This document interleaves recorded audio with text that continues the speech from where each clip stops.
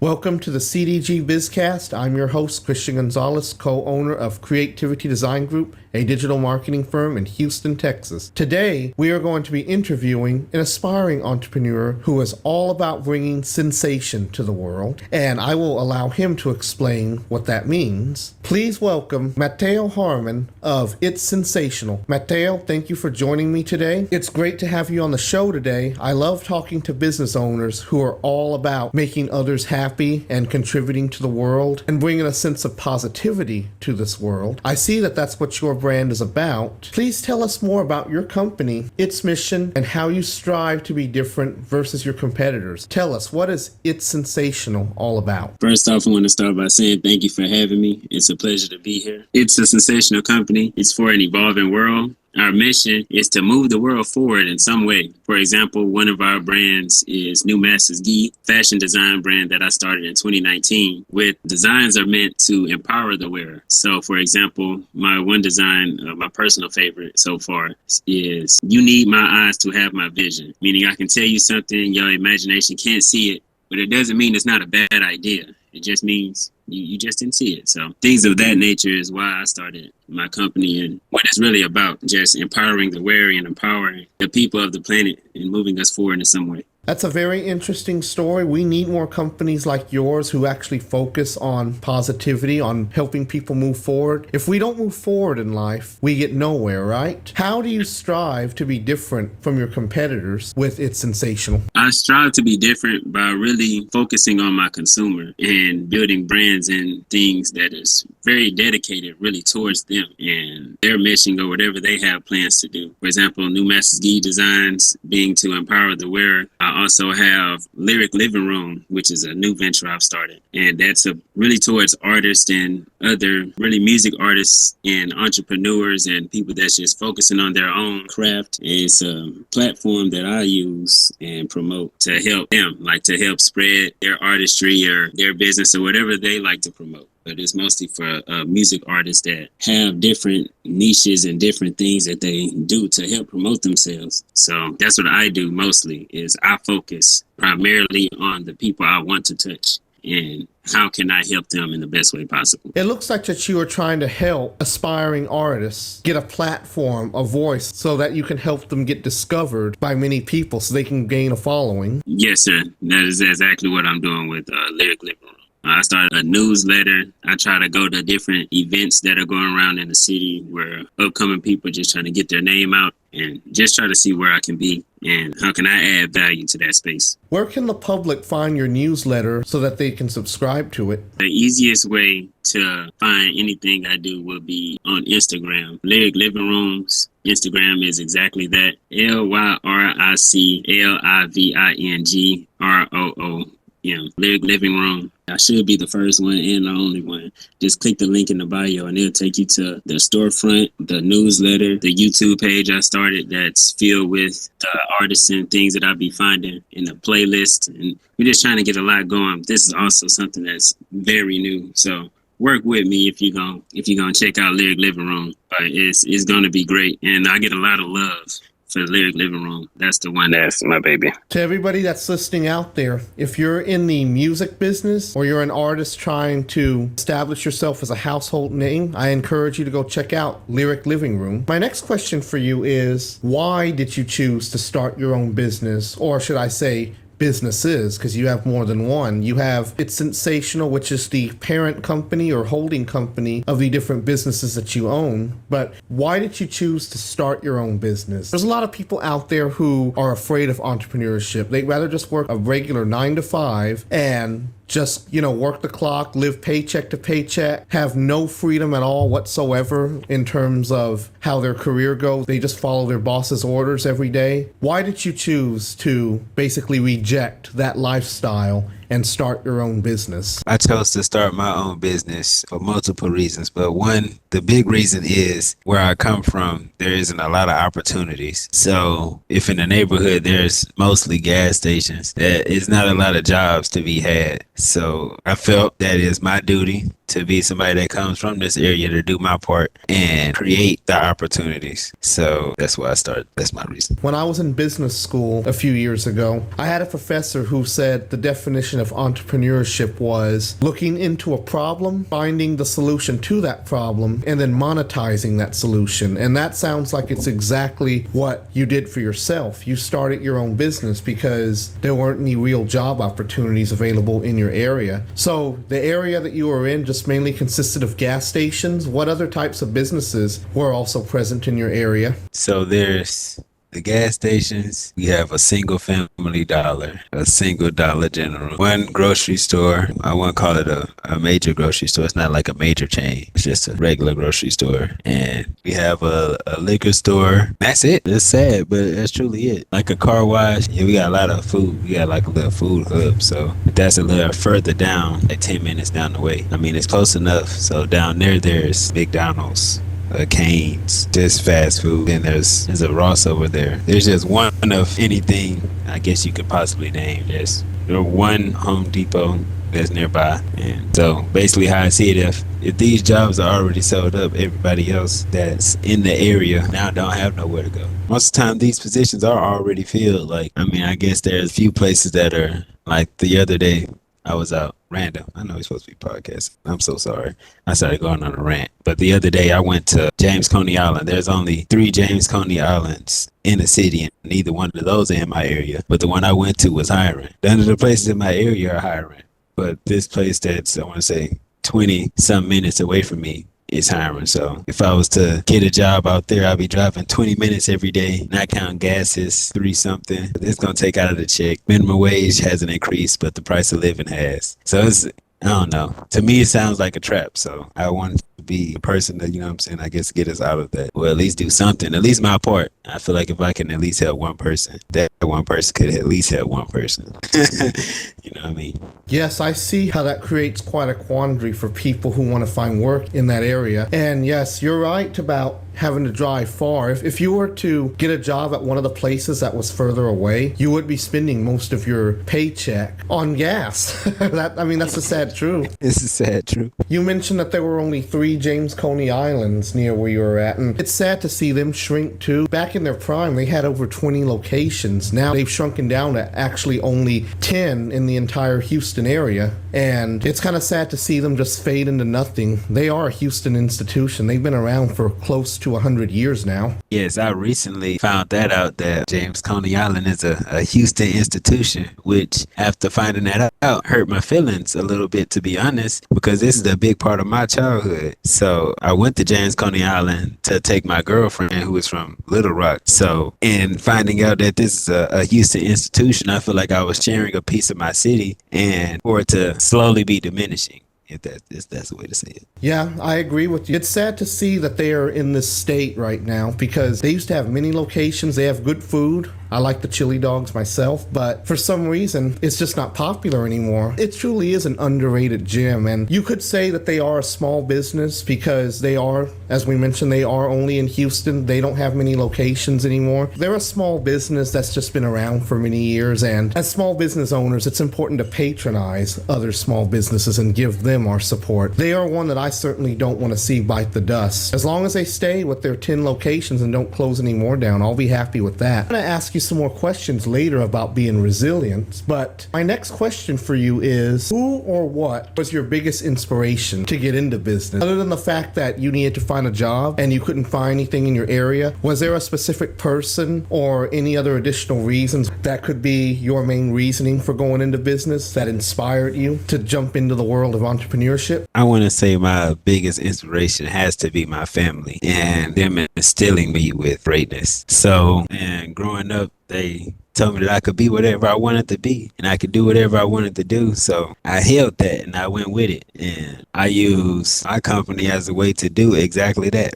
What is it do I want to do? In what ways can I help? And stuff of that nature. Like, so my biggest inspiration most definitely has to be my family telling me and that I can do anything and be anything. And you know what I'm saying? Keeping me confident and afloat. And that's important. Never let anybody tell you that you can't be anything or that you can't do this, you can't do that. There's always going to be haters in your life, but thankfully it sounds like you've had a very positive upbringing as you decided to join into the wonderful world of entrepreneurship, where you don't have to work for anybody, you don't have a boss breathing down your neck every few seconds, and you get to basically do things on your own schedule when time allows. Of course, that's not true all the time, but when you're a business owner, you get to set your own schedule, basically. You don't have a boss telling you have to be at work at a certain time or you can only leave by a certain time. You get to set your own schedule. You have flexibility. If on a business day you don't have anything scheduled, if you don't have any client appointments or anything to do, you can use that time to take care of other things. When you are your own boss, you have more freedom versus the average 9-to-5 employee who has to be at work by a certain time. They can only take lunch at a certain time, and of course you have to follow their rules. You can't go home whenever you want to. If you need to take care of family issues, you have to tell your boss, and you don't know if he or she is going to be very accommodating. When you're your own boss, the only person you have to consult with is yourself. You check your schedule, make sure you're not booked out for anything, and then you can take some time off if you have an important family matter to take care of or something personal that is urgent and needs to be tended to. You know, for me, I've had a few different people serve as my inspiration to start a business. Of course, number one is God. Number two would be my business partner, Ricky, over here at CDG. And then number three, this would be more of a reason than a person, the fact that I hated working for other people and didn't like the restrictions of being a 9-to-5 employee. Wouldn't you say it must feel really good to be your own boss and just have so much flexibility over your life? Because when you work for somebody else, sometimes it feels like that person owns you and your life, and they own you until they fire you or you quit your job. Would you agree or disagree with that statement? Oh yeah, 100%. It's nothing like being an entrepreneur. Like, the feeling of freedom is undeniable, and the one taste of it and you'll be hooked, honestly, to be honest. Just one taste of it. And entrepreneurship is like a drug, honestly. Like, it has its highs and its lows, but you chase for it, and it's a dream, and it's never ending. And the only person you ever have to answer to is yourself. And what's better than that? Like, I don't know.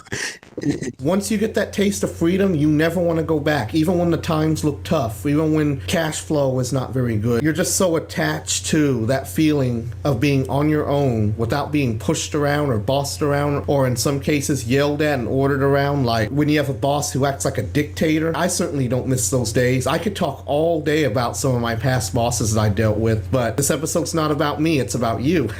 So, with that being said, my next question is, when things start to slow down or get tough for business, what do you do to stay resilient? What do I do to stay resilient? Really, the best part about it is, I feel like, is to have a strong support system. And that's just the best thing about it. A support system can take you a long way, me being honest. And a close relationship with the Most High. If that's what your beliefs are, not a relationship with something, a support system of some kind, that'll be like, you got this, some kind of belief somewhere, and just some people that can give you a hug when you need it the most. Sometimes, for me, like, I don't have nobody I can ask for advice because I don't know nobody in the realm I'm in. I am the only person in the family with the clothing business. I'm the first person in the family to take music seriously and just find myself in these spaces where I'm the first to be in them. And sometimes it'd be weird, and not knowing how to operate and have nobody to go to sometimes be interesting. But when they still there to, at least to pat you on the back and give you some water, pick you up and dust you off when you fall on your knee, it makes the difference, to be honest. Yes, it really does. It really does when you have that support system, and I can certainly relate to that as well. Even back when I was in college, going to school at the Art Institute of Houston, you could say that I had a support system there too, because even way back then, we're talking 10 years ago, and even at the time, I knew I wanted to start a business, but I didn't think I had the capability of doing it. So we were all like a family. Going to school there was like a small town where everybody knew each other. We were always looking out for each other and helping each other out, and I've had a few friends there that I could say were my support system for me when I was in college. But as I left college and everybody started to go their separate ways, many of them moving out of state, sadly, I started to see my support system start to shrink. There are times where, present day, as I run CDG, all I can do is just stay focused on what I'm doing. And, of course, I believe in God. I go to Him when I need help. I consider Him to be my biggest support, and of course my family as well. But my circle of people has certainly shrunken over the years, and I want you to know that if you just need somebody to truly talk to when business is not doing well, you can always talk to me, of course. We're both in the same boat. We're both business owners. We both understand the game. You can add me to that list of people who you consider to be your support family or your support system. I really appreciate that, seriously. And I will do that. We'll keep in touch. What was your biggest challenge that you've ever faced while in business? Did this challenge happen when you first started? Maybe it happened sometime in the middle of your business journey? What was your biggest challenge in general that you faced while you were in business? The biggest challenge I faced in business was the freedom is a challenge in itself, because especially me, I just turned 23 in February. I'm getting ready to turn 24. I started the business when I was 19, 20 years old, and I kept quitting jobs to focus primarily on the business, but I'm still a kid in my mind, so I have all this freedom, and I'm not I'm not applying none of it to the business. I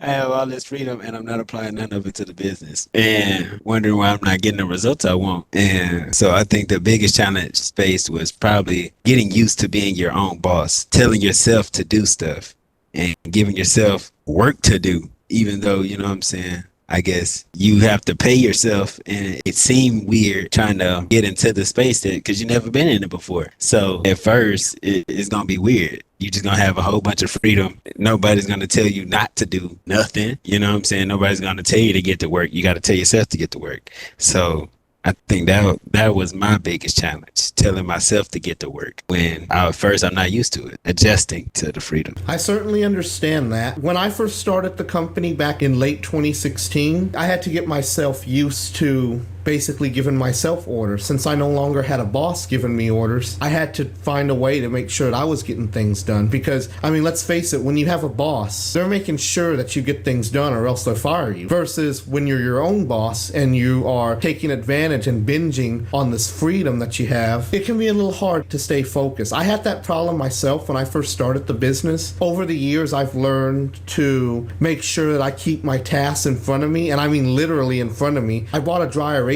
board and I hung it up in my office, and I started writing down all the stuff that I knew that I needed to get done, and I color coded each task that I wrote down by importance, with red being the most urgent, the ones that had to be done right away. Making a list and writing it down and having it in front of me, right in front of me where I see it every day, is what helped make sure that I got things done. If there were deadlines that I had to abide by, I would make sure to write those down on the whiteboard too. But it just takes some conditioning. Once we learn that we really need to focus on the tasks at hand, we start to condition ourselves to get them done. We feel more compelled to get them done. We start to think less of the freedom and more about what tasks that we must complete in order to keep the business going. So what you are going through with that challenge is nothing to feel guilty about. Many people, including myself, have dealt with it, and over time you'll start to see that your mindset will be more focused on getting tasks done once you have a system in place that keeps your mind focused on them. By having them in front of you every day, day, whether it be on a whiteboard or maybe on a sticky note, maybe even as a little window, a notepad window that you have on your computer that you open up every day. That'll help remind you to get things done. And I promise you, you won't slack off on anything should you get reminded every day. It's important to remind yourself what needs to get done. And also, writing down tasks helps you remember things too, because if you know you have to do something but forget to write it down, chances are you'll forget to do the task completely. That's just my tip, helping you fight freedom clashing with your to-do list. Always remember that family is important, and you might have other personal tasks that are important, but only tackle them during a business day if your business day does not have anything scheduled and you don't have anything to work on. And of course, in addition to that, on business days where you don't have any projects to work on or any appointments booked, use that time to do some research. Go online and watch some videos or read some articles about marketing or social media or promotion, something that'll help you build up your brand and create awareness. That'll help get your name out there. I also recommend going to networking events and handing out business cards. That'll help get your brand, get a huge following. You may just run into someone who could be your next big client if you go to a networking event. As a side question, have you attended any networking events lately? I have, though. I can't remember which date it was, but I recently started trying to get out there and show my face and network. It's a very new space for me to be in, to be honest, talking to people and especially about my business. I don't have an elevator pitch, and I'm prone to start going on a tangent about almost anything. So it's new for me, but I'm trying to get more comfortable in it. But I have been to a couple networking events and actually thinking about joining this networking group that apparently this guy I met at a networking event run.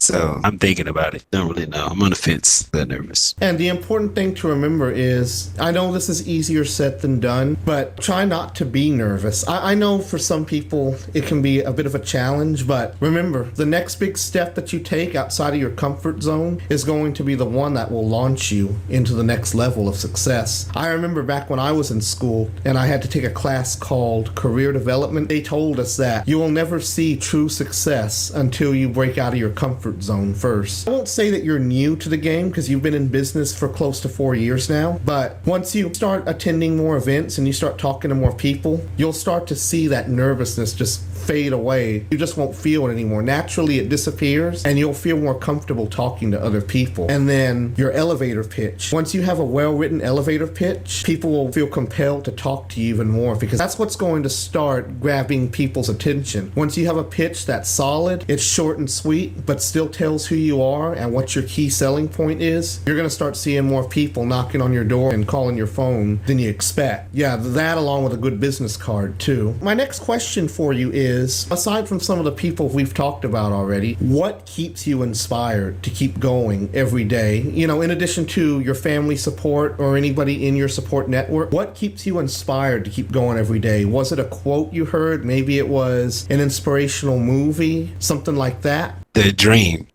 itself keeps me inspired and keeps me going. Just the belief that one day all this work will pay off and I'll be able to look back at it and look back at where I came from and look at all my work and the fruits of my labor. Like, just to imagine me sitting in that seat that I've always wanted to sit in is enough to keep me going. Just to want to sit in that seat. I like people who think ahead, and I like people who always stay positive about everything. I like it when people stay positive. I love it when people instill that positive mindset into their everyday life. When you're thinking ahead and you feel that your future is going to be filled with success, that only helps you to keep going. If you're worried that your business is going to fail or you don't know how the future is going to look, you always have this pessimistic mindset. Sometimes you lose your passion for glory. You know, like in the song Eye of the Tiger, you lose your passion for glory. That happens when you fail too many times and you don't think that there's any future ahead of you, that you think that there's just no use going anymore. In your mind, you don't think that way. You think about how great your brand's going to be, how it's going to bring positivity to others, and how successful you were at the end of the day, and how you saw that on repeat. Throughout the span of a certain number of years you were in business. When in business, it's important to always have that positive mindset. Never be afraid of the fear of failure, but instead think about all your future future successes you'll have. I've talked to many people in the past who told me that they would never start a business because they feel that they just don't have it in them. See, that is a negative mindset right there. I suggested to some of these people that they should start a business because I believed in them. I knew who they were. I knew that they were good at what they did. I knew that they were great people with a great attitude towards life, but they did not believe that they could start a business. I suggested to them that they should start a business because I felt that they truly had all the characteristics of making a great business owner. And Matteo, I know that you have all the great characteristics of being a great business owner, and I love that you were able to just jump right in, start it Sensational due to the fact that there was a lack of job opportunities in your area. And the song Eye of the Tiger from Rocky, that song is very applicable to people like you and me who strongly believe in pushing forward no matter how bad things are looking. You might remember a few days ago, before we taped, when we were having our own private conversation with each other, we talked about the Rocky movies and how they played a role in our mindset and our positive mindset. And back when I was in college, those movies were one of the biggest reasons why I kept pushing through and had this strength to keep going to finish my studies, as well as when I started my business too. And then, of course, more importantly than that, I relied on God to help me get through everything. I give God all the credit for starting CDG, for graduating my bachelor's degree program at the Art Institute with honors and made the President's Honor Roll. But how would you say, in your case, going back to your question about what keeps you inspired, whether it be God or the Rocky movies or anything else that you've seen, like a positive quote or just something you saw in general, was there anybody like that or anything like that that kept you inspired as well, in addition to your own positive mindset? Well, God wrote the story. So I got two answers to this question. First, God wrote the story. So when I came, and I've been saying the same thing since I was like little. Like, I used to tell my mom I wasn't gonna have a job. Like, who does that? I used to tell them I was gonna be rich by like I was 25. I had no idea how. I had no absolute plan, but I felt it. I felt it since I was little. So that's why I say God wrote the story. He gave me a mission, set me in the spot where I found the need to feel, gave me the mindset that happened to be entrepreneurial, if that's a word. So that helps me keep going, because I feel like I'm supposed to be here and I'm supposed to be doing this. And I talk in a way as if I know, and I'm assertive about the fact that I know that I'm gonna be successful and things of that nature. And I feel like, and I will tell you to your face, like, whoever you are that's listening, like, I really do truly believe that I will be successful. And I couldn't tell you why. I just believed it was written in the stars. That's just the way my story is supposed to go. And other than that, if I had to choose like an icon or somebody else, that'd be like somebody to see. I would like to use Kanye West, and my family put me on Kanye West. I grew an attachment to Kanye West by myself with the story, the underdog story, not being seen, but being in the game to being one of the biggest, most influential people in the world. So that story, along with my own story and my own upbringing and beliefs and relationship with the Most High, that's my attachment to my inspiration. And I can certainly see you being a major public figure down the road, one who does public speaking events to help keep people inspired. I can certainly see you being one of the most influential people in the world one day. You really have it in you. The way you're talking to me right now, the way you talk about your business and your goals, I see it in you. I see you as being very successful, traveling the world just to talk to people, to help them stay positive. I really do see that in you. Don't make me blush now, Christian. The next thing I'd like to ask you is there anything that you want to tell other business owners out there? Anything in general that you just want to tell them? And this is just something in general, because I have a more specific question to follow this one related to advice for business owners or for anybody that's just joining the world of entrepreneurship. But is there anything in general at all that you'd like to tell other business owners out there, whether they be small business owners or they own large conglomerates? To business owners, I would like to say, even though this is a competitive space, do not compete with other people. try to remain in your own race and use Nipsey Hussle's mentality of it's a marathon and run your own race and determine your success from where you are today versus where you were yesterday. Don't try to determine your success based upon the results other people are getting. The results may vary.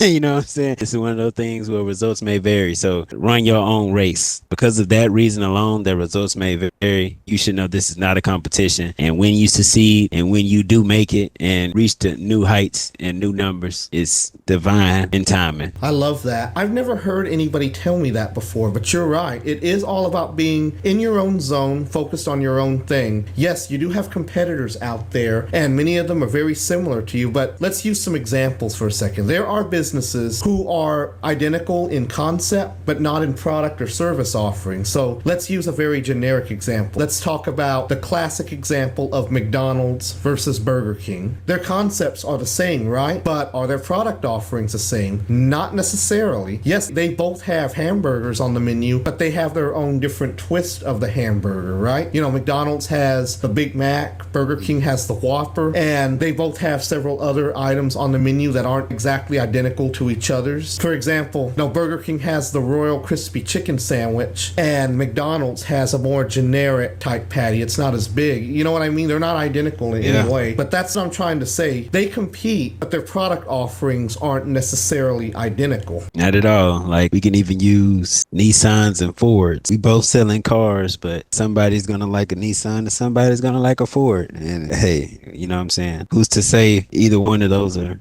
you know? In the auto industry, cars do seem to look the same for the most part. They all seem to have the same parts, but the parts under the hood are engineered differently. Some brands of cars, I'm not going to name any names, but some brands of cars have much better, stronger parts versus other manufacturers. And there are a few manufacturers that come to mind that I would never buy a car from because they're known for braking regularly. And I'm not going to name drop them, but I think you know who I'm talking about. Yeah, thanks. I will name drop here, though. I own a Honda myself, and I find Honda cars to be very reliable, very sturdy. They don't break down very easily. There's another brand of car out there that I would never touch because, to me, comparing Honda to this other brand of car would be like comparing apples to oranges because their parts are just so unreliable. Their cars break down regularly, and I'd be afraid to take one on the road, worried I might break down in the middle of a busy freeway somewhere. But you probably have an idea of who I'm talking about, but I'm not going to name drop it here, but I'm pretty sure you know who I mean. No, for real. Seriously. Point has been made. They picking up what we put down. Right. And then my final question for you is, what advice would you give to anyone who is entering the world of entrepreneurship for the first time? They're starting their business. They've never owned a business before. They've never done anything remotely close to it. Maybe they've been a 9-to-5 employee, or maybe they've never had a job in their life. Maybe they just graduated college, never worked a single job in their life, but they decide they want to own a business. What advice would you give to somebody who is entering the wonderful world of entrepreneurship for the very first time in their life? Do something you love or attach to something you love. Like, do something you'll be really passionate about because it does get hard, and it's more hard days than good days sometimes. It's a lot of L's, and your L's, my mom taught me, are a lesson. You're gonna learn a lot more than you'll just be able to run through this thing. Like, so do something you'll actually be excited to get better in because you won't start off the best at all. So that'd be my advice. Do something attached to something you love because it will be difficult. It's gonna have a lot of difficult times and a lot of different difficult spaces. You just gotta love it, honestly, truly, because if you don't, you will quit. There's no other way around it. You will stop and you will never pick it back up again, never turn back around. And what you truly want to experience, the freedom you're really looking for, you'll probably give up on. And you'll find it if you just do something you love. And you'll like the whole journey that much more, honestly. To add that little spot on there, doing something you love would just make the journey that much more enjoyable. Because if you do something you don't like and you still become successful, you didn't even enjoy it.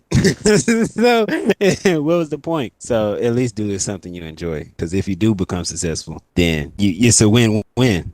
but you don't want to do something you don't like and you just don't like it, even if it works out, even if it's beneficial, I guess. Like, for example, like a job. This job pays you good. You get the best benefits, you know what I'm saying? 401k, all that. But you hate it. You hate going there every day. The place makes you sick every day you walk into the door, you sneeze. This place is literally killing you slowly, but you do it every day. I'm not going to tell you to leave because this is your life. You do what you want to do. But me personally, I would much rather do something I enjoy, and win, lose, or draw, I enjoyed it. So that's just how I feel about it. You know what I'm saying? What Paul Walker said, if I died going fast, I died smiling. You know what I'm saying? Because that's something he enjoyed. You know what I'm saying? So win, lose, or draw, he enjoyed it. So that's how I feel about it. Those are very wise words to live by. Too many business owners fail to enjoy what they do. They might start their business, but if they take several L's and they start feeling depressed, they feel like they should just stop what they're doing. They get that mindset, that negative mindset that they're not going to make it in life, that they wasted all their time. Like you said earlier, every L that you take is a lesson learned. You could even say the L stands for lesson. Don't think of L standing for loss. Think of it as L standing for lesson. You've learned your lesson. You may have taken a hit, but now that you know what happened and you learn from your mistake, you know not to commit that same mistake again. Every mistake that you learn from only builds up your character. It really is your mistakes. And once you learn from your mistakes, you refine upon yourself, and then you keep moving forward with a more positive mindset,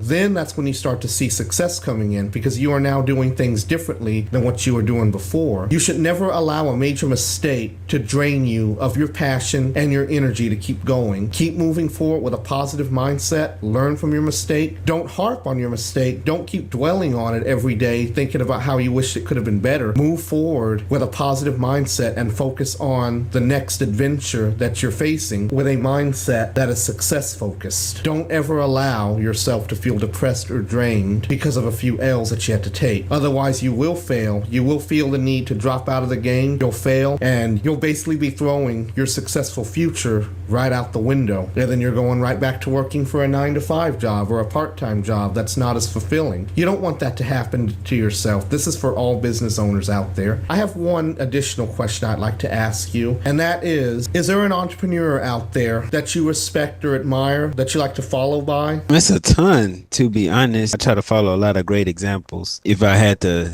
just choose a couple, I like to say like Instagram names, because that's how I know. I like to say 19 Keys, Aristotle Investments, my auntie, my uncle, shout out Black Wall Street. Yeah, so like those two, Larry June. A lot of my big influences and I guess role models do also double as musicians. I don't just follow them for just the art. I try to find people that I can connect to. So for example, artists that I like and I follow because I respect his entrepreneurship is Larry June. He opened a boba shop, and you know, I would have never thought about opening my own boba shop, but when I was in 7th grade, everybody told the class what we wanted to be when we grow up. I said I wanted to open a sandwich shop in Japan. So I enjoy a lot of entrepreneurs just using their mind and just seeing what they can create and using their freedom and making their money work for them and this, that, and the third. It's a lot of people I respect wholly in this entrepreneur space. I can't just name one person. I agree. It's hard to pick just one. There might be several out there that you feel inspired by, and you've named some great examples. One entrepreneur that I encourage every entrepreneur to check out would be Tillman Fertitta, the owner of Landry's Restaurants and the Houston Rockets. And he wrote a book a few years ago called Shut Up and Listen. I read this book from cover to cover. It has some great advice. In fact, the very first episode of CDG BizCast, episode 1, was a book review about this said book, and I would certainly encourage you and several other business owners to check it out. It's a great book. It's got a lot of advice that business owners, whether they've started fresh or have been in the game for several years, can live by. And if you think about it, the state of Texas is truly an entrepreneurial state. Some of the biggest well-known brands were started here. For example, let's use Whataburger for example. Whataburger was founded by Harmon Dobson back in the 50s. And what was the problem he was trying to solve? He wanted to invent a burger that was bigger than everybody else's. He looked at what the other restaurants were serving, and he was disappointed in the size and quantity of their burgers. He wanted to invent a burger that required 2 hands to hold, so he called it the Whataburger. It began as a roadside stand, and the rest is history from there. We all know how big they grew and how popular they are in Texas, with a limited presence in a few other states, like Florida, for example. Yeah, I actually didn't know that Whataburger story, though. That's a gem.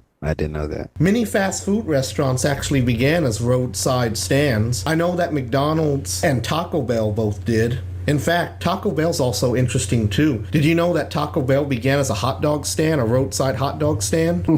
No, I did not actually. Wow, from hot dogs to tacos. Transition, that is. The story behind it is that the founder, Glenn Bell, who Taco Bell is named after, he had a hot dog stand, and he decided one day that he was going to introduce tacos to the menu. So he gave it a test run. The tacos were so popular that they actually began outperforming the hot dogs. So what did he do next? He closed down the stand, opened up a restaurant right across the street from where his old stand used to be, took the hot dogs off the menu, and called it Taco Bell. And the rest is history from there. Hey, the customer knows best. That's right, the customer knows best, and as business owners, it's important to pay attention to the trends, look at what's popular, what's a hot seller, what people truly like. If you introduce a new product to your lineup and it ends up taking off like a rocket, you can expect to see more revenue than you initially planned to bring in, you could say. That's what happened in Taco Bell's case. They weren't expecting their new tacos to outperform the original menu item, which was the hot dog.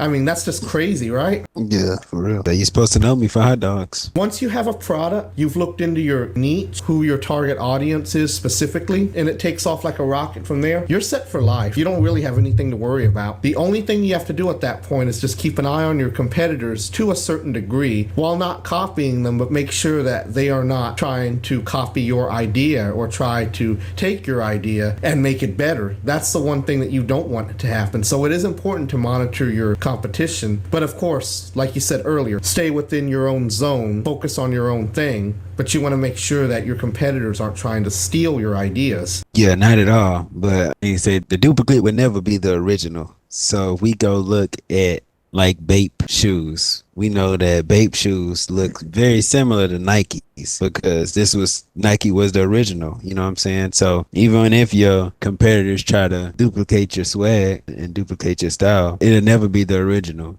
And also, just to add on to that, brand identity, I guess, is important because if you create something that not only is a great product, but something that your consumer, your customer can attach themselves to and fall in love with, if you build this community of people that just love your brand and be able to attach memories to it. Like most people today go to McDonald's because of their attachment to it. You know what I'm saying? Like, oh, my mom took me to McDonald's. My grandma used to reward me with McDonald's. So we have these attachments to these brands. And if you can build this same attachment and communicate this with your consumer, then it's a win. You almost never lose, if that makes sense. Yes, it does. Every memorable brand has a logo that people can identify right away. You know, going back to McDonald's, it's the golden arches. With Pepsi, it's the globe, the red, white, and blue globe. Coca-Cola uses their red and white script logo. Then there's Apple. Everybody recognizes Apple. When you have a logo that people can immediately recognize and associate it with a certain product, that is where you start to see popularity grow. We've seen these brands grow popular because they've been in business for several decades. For small businesses, you'll want to have a brand that is catchy, has a logo that is easy to decipher, you could say, meaning you can look at it and not get confused by what it means. And then, of course, aside from branding and identity, how well you serve your customer, how well you treat them, the overall customer experience. We just did a whole episode about this. The previous episode we taped before this one, episode 46, we did a whole episode talking about how to deliver an A-plus customer service experience. You have to bring your A game when it comes to treating your customers. Being recognizable is one thing, but how you serve your customer is something completely different. You could have a very memorable brand, but if your customers are not being served properly, constantly, they're having negative experiences constantly, it's only going to taint the image of that memorable brand. People will no longer associate it with being something positive. So that's another thing that's important to remember. Yes, no doubt. It's a major gem. Customer service is important. Yeah, no doubt. That wraps up all the questions I had for you. So, Matteo, before we close out the show, I just wanted to ask you if you had a general final statement or final thought that you would like to share with our audience. First,